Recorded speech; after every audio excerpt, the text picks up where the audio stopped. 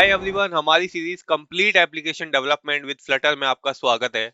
इस वीडियो में हम अपनी पहली डार्ट एप्लीकेशन कोड करेंगे और सीखेंगे कि डार्ट में कमेंट्स क्या होते हैं। लेकिन इस वीडियो में कोडिंग स्टार्ट करने से पहले मैं आपको एक बात बताना चाहता हूँ कि हमारी आने वाली जितनी भी डार्ट की वीडियोस हैं उन्हें आप दो तरीके से फॉलो कर सकते हो।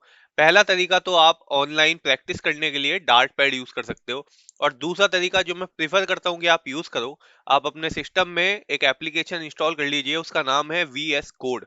VS कोड एक बहुत ही पावरफुल आईडी है डेवलपमेंट के लिए या प्रोग्रामिंग करने के लिए, और आगे जाके हमें फ्लटर कोडिंग में VS कोड ही यूज करना है। तो अगर हम अभी से इससे फैमिलियर हो जाएंगे तो ये हमारे लिए बहुत ही अच्छा रहेगा। इसलिए सेकंड वे जो प्रेफरेबल वे है, मैं चाहूंगा कि आप यही यूज करें। तो मैं आपको एक बार बता देता हूँ कि VS कोड जो है वो आपको अपने सिस्टम में इंस्टॉल कहाँ से करनी है। आप अपना ब्राउजर खोलिएगा, वहां पे जस्ट आपको लिखना है डाउनलोड VS कोड। उसके बाद जो ये पहली वेबसाइट आपकी आएगी codevisualstudio.com, इस पे आप चले जाना और यहाँ से अपने सिस्टम के लिए सिंपली इसको डाउनलोड कर लेना। डाउनलोडिंग है स्टार्ट हो चुकी है। अगर आप मैक पे हो तो बस आपको यहाँ से उस सॉफ्टवेयर को उठा के अपने एप्लीकेशन फोल्डर में डालना है, वरना बाकी सब में तो बहुत ही ज्यादा सिंपल है इंस्टॉलेशन। बस इस एप्लीकेशन फोल्डर में आपको डालना है, लेकिन मैं नहीं डालूंगा क्योंकि मैंने पहले ही इंस्टॉल कर रखा है विजुअल स्टूडियो कोड, तो मैं इसको यहाँ से डिलीट मार दूंगा। अब हम अपने विजुअल स्टूडियो कोड को खोल लेते हैं और मैं आपको एक हल्का सा इसका ओवरव्यू दे देता हूँ।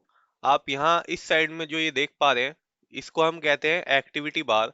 और ये बाकी जितना भी एरिया हमारा है, ये एरिया, ये सब हमारा वर्क स्पेस है।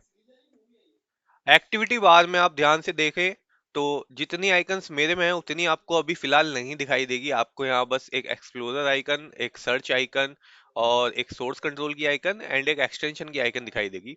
एक्सटेंशन आइकन पे आप क्लिक करके मार्केट प्लेस खोल सकते हो, जहाँ से आप अलग अलग एक्सटेंशंस डाउनलोड करके अपनी जो कोडिंग एक्सपीरियंस है उसको और भी फास्ट और बेटर बना सकते हो। सोर्स कंट्रोल में मैं जब आपको गिटहब यूज करना सिखाऊंगा तो मैं ये सेक्शन भी आपको कंप्लीटली यूज करना सिखाऊंगा। ये बहुत ही ज्यादा लाइफ सेविंग फीचर है VS कोड का।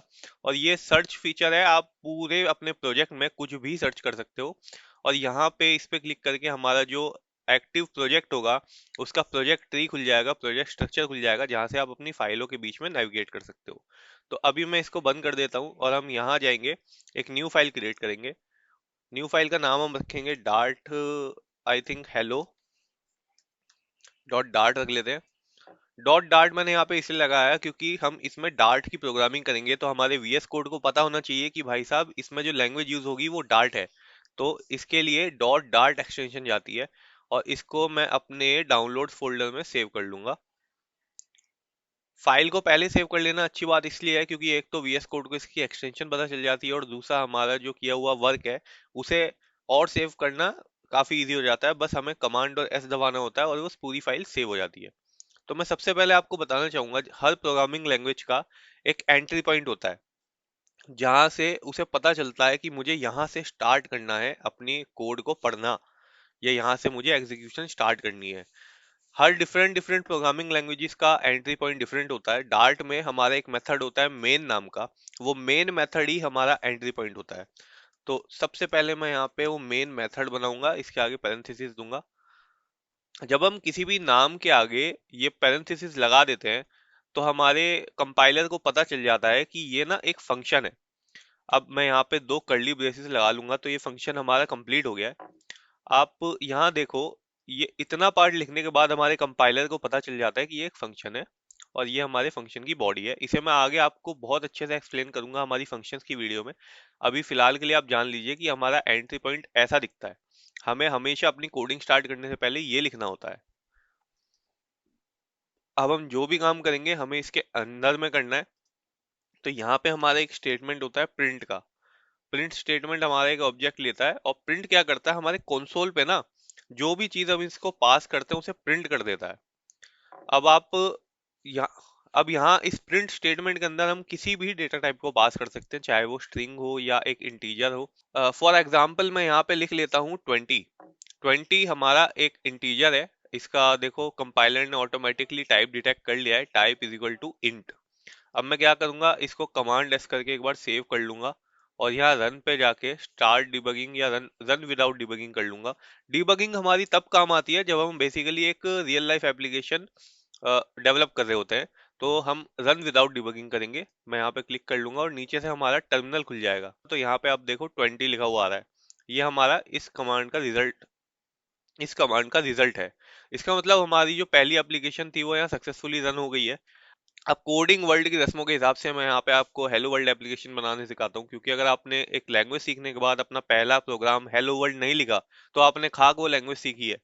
तो यहाँ पे हेलो वर्ल्ड लिखने के लिए हमें पहली बात का जो ध्यान रखना है, हेलो वर्ल्ड एक टेक्स्ट है। एक टेक्स्ट एक स्ट्रिंग डेटा टाइप होता है, और एक स्ट्रिंग डेटा टाइप को हम हमेशा इन्वर्टेड कॉमास के अंदर रखते हैं।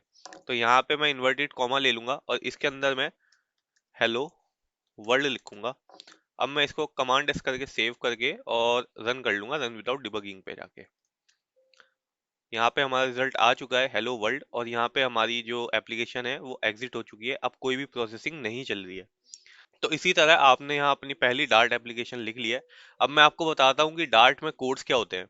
आप सपोज करो आप एक ऑर्गेनाइजेशन में काम करने वाले दो डेवलपर हो, या फिर आपने एक प्रोजेक्ट पे काम किया, आप एक सिंगल डेवलपर हो, आपने एक प्रोजेक्ट पे काम किया, और उस प्रोजेक्ट को अब आप 10 साल बाद या 2 साल बाद देख रहे हो, या इनफैक्ट 6 महीने बाद देख रहे हो। 6 महीने बाद भी अच्छा अच्छा प्रोग्राम भूल जाता है कि मैंने कहाँ पे ये चीज किस लिए यूज करी थी। तो आपने एक प्रोजेक्ट लिखा, आप उसको 6 महीने बाद देख रहे हो, अब आपको वो अपने प्रोग्रामिंग अपनी कोड देख के कैसे समझ आएगा कि मैंने यहाँ पे ये वाला काम उस टाइम पे किस लिए किया था। इस सिनेरियो में हमारे जो कमेंट्स है वो काम आते हैं। कमेंट लिखने के लिए हमें 2 बार यहाँ पे स्लैश देना होता है, और आप देखो यहाँ कलर चेंज हो चुका है। कलर यहाँ पे हमारा डिम और ग्रे हो गया है, जिससे हमें पता चलता है कि ये लाइन जो है ये डिसेबल्ड है और ये हमारी प्रोग्रामिंग में यूज नहीं होने वाली। इसी को बेसिकली हम कमेंट कहते हैं। यहाँ पे मैं कुछ भी लिख सकता हूँ, this is our first Dart application. अब मैं अगर इसको सेव करके रन करता हूँ तो बताओ मेरे को क्या होगा, यहाँ हमारा क्या आउटपुट आएगा? कुछ भी नहीं आएगा ना, हमारा आउटपुट सेम आएगा। ये कमेंट्स जो हैं ये हमारे रन नहीं होते हैं, ये बस बैक ऑफ द लाइन रहते हैं। ये हमारे खुद के पर्सनल यूज में आते हैं, ये हमें बताते हैं कि हमने यहाँ पे कौन सी चीज किस काम के लिए करी थी। ये इसलिए होते हैं ताकि आप आपके अलावा भी अगर कोई डेवलपर इस कोड पे काम करे तो उसको पता चल जाए कि भाई इस बंदे ने इस लाइन पे ये काम इसलिए किया है कि ये काम करना चाहता है या कुछ ऐसा करना चाहता है। फंक्शन हमारे खुद के पर्सनल यूज में आते हैं, ये हमें बताते हैं कि मैंने जो ये लाइन लिखी थी या ये फंक्शन बनाया था ये एक्चुअली में मैंने क्यों बनाया था। चाहे इस कोड को बाद में मैं पढूं या आप पढ़ो या कोई भी पढ़े, तो वो ये लाइन पढ़ के समझ जाएगा कि अच्छा ये मेरा पहला डार्ट एप्लीकेशन है, इसलिए मैंने यहाँ पे ये सब लिखा था और हेलो वर्ल्ड लिखा था। सो गाइज इसी के साथ हमने अपनी पहली डार्ट एप्लीकेशन बना ली है, और आई होप आपको डार्ट में कमेंट्स क्या होते हैं उनका लॉजिक भी समझ आ गया हो। अब मैं मिलता हूँ आपको हमारी नेक्स्ट वीडियो में, जहाँ पे मैं आपको डार्ट के डेटा टाइप्स के बारे में बताऊंगा। अब ऑब्वियसली जब मैं यहाँ पे इंटीजर डेटा टाइप या स्ट्रिंग डेटा टाइप्स टर्म्स का यूज कर रहा था, तो आपके मन में क्वेश्चन तो उठा होगा, यार मेरे को ये डेटा टाइप्स कंप्लीटली तो पता नहीं है कि होते क्या है। तुम बोले जा रहे हो, मैं समझता जा रहा हूँ, लेकिन मेरे को अभी पता तो है नहीं डेटा टाइप क्या होते हैं। तो मैं नेक्स्ट वीडियो में आपको डार्ट के डेटा टाइप्स बताता हूँ। तब तक के लिए bye bye. Thank you for watching.